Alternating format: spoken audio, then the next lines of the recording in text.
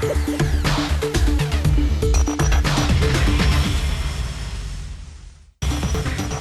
Brexit shockwaves are rippling across Europe, but will they resonate in Africa? Small businesses in the Central African Republic say they want more security to boost sales. And we travel to Togo to meet the biologist making money by turning medicinal mushrooms into nutritional drinks.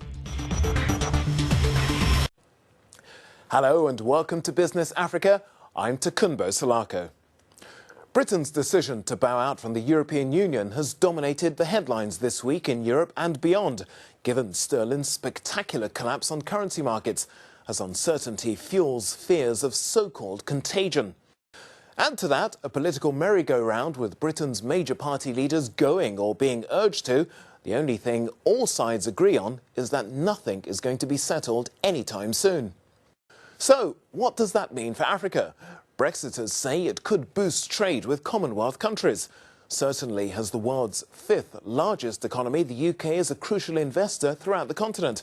So, looking ahead, will Britain continue to have a starring or a severely reduced role?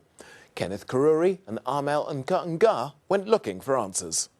Independence Day! Now that Britain has voted to leave the European Union, African economies already struggling from slowing demand from China and flat commodity prices have now been thrown into confusion along with the rest of the world. South Africa's already battered economy could be the worst affected by Britain's exit. If, as some forecast, the UK falls into a technical recession, that could reduce trade and investment between South Africa and the UK. The UK leaving the European Union could mean a contraction in their own economic activity and financial abilities and financial capital flows, and this is going to have an impact on South Africa, as the UK and London is our major capital route into the country for foreign direct investment and for fixed investment. So I think looking at that from our point of view, it's, yes, a negative reaction, and I think it may tend to build up on the negative side over time. But according to Bismarck Riwane, a financial analyst in Africa's largest economy, Nigeria is not facing an immediate risk following the Brexit vote due to its low volumes of exports to the UK. It's kind of neutral because the African countries' economies are pretty well diversified, the trade is diversified, and Britain is not a major importer of African commodities as such. So for Nigeria, for example, Nigeria does not sell oil to Britain, does not sell LNG to Britain, and sells only a limited amount of cocoa. So in terms of our export destinations, it doesn't affect Nigeria. Bismarck, however, cautions on potential knock-on effects on economies if the uncertainty in the markets persists. Still, this is a new era of economic relations that has just been opened between Africa and Britain, and only time will tell what the long-term effects will be. An estimated 2.4 million people are in need of humanitarian assistance in the Central African Republic, according to several aid groups. Continuing conflict and insecurity are contributing to population displacement and the suspension of a number of medical aid programs. Nonetheless, the country reported growth of 4.9% last year, its largest leap in more than a decade. On the streets, however, small business owners say the new government could be doing more to improve security to help them improve sales. Jean-David Mihamle and Michael Oduo compiled this report. Small businesses in Bangui, the capital city of the Central African Republic, are struggling to settle into some kind of normalcy. After 3 years of violence that commenced when Muslim Seleka fighters toppled President Francois Bozize, many small business owners are still trying to make ends meet.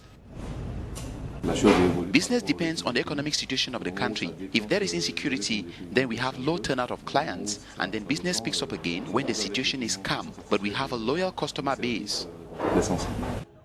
Despite the country posting an economic growth of 4.9% last year, the biggest growth since 2009, business cost has surged.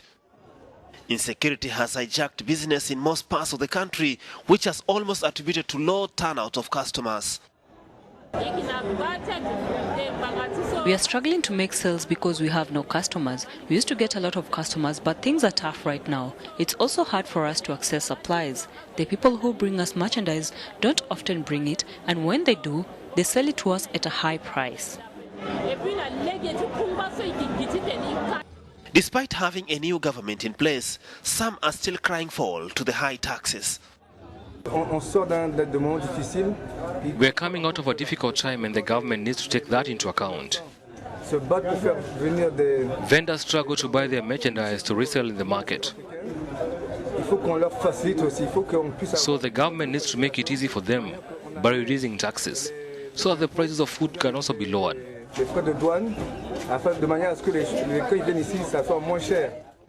To bolster the economy, analysts say the current regime needs to boost security measures as well as improving basic infrastructures.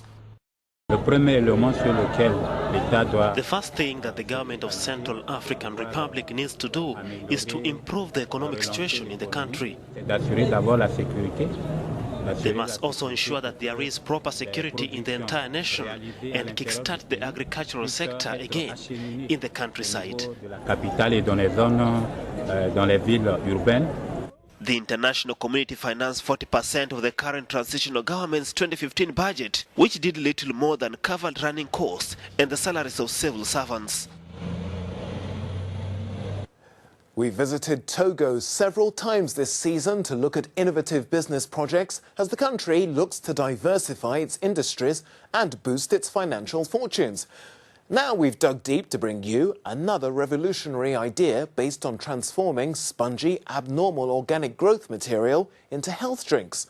Serge Manku and Selina Ntobong discover a mushrooming business. In this Togo-based laboratory, Agbalek Nokosi, a biologist specializing in applied mycology, produces a medical mushroom fungi. He is monitoring the growth of the saprophytic fungi, which has even been turned into a growing business in the country.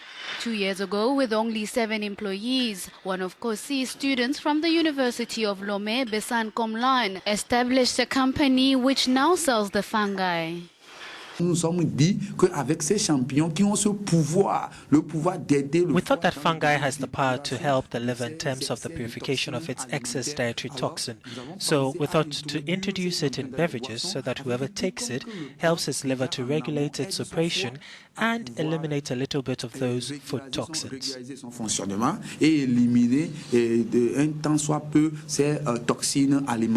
The company called Be Informed produces 4 ranges of mushroom-based nutritional drinks: Nutri-BC mushroom juice, beer without alcohol, pineapple juice and soy milk. The ability to cultivate many different mushroom species has improved greatly over the past few decades. Kosi and his team use a purely scientific method.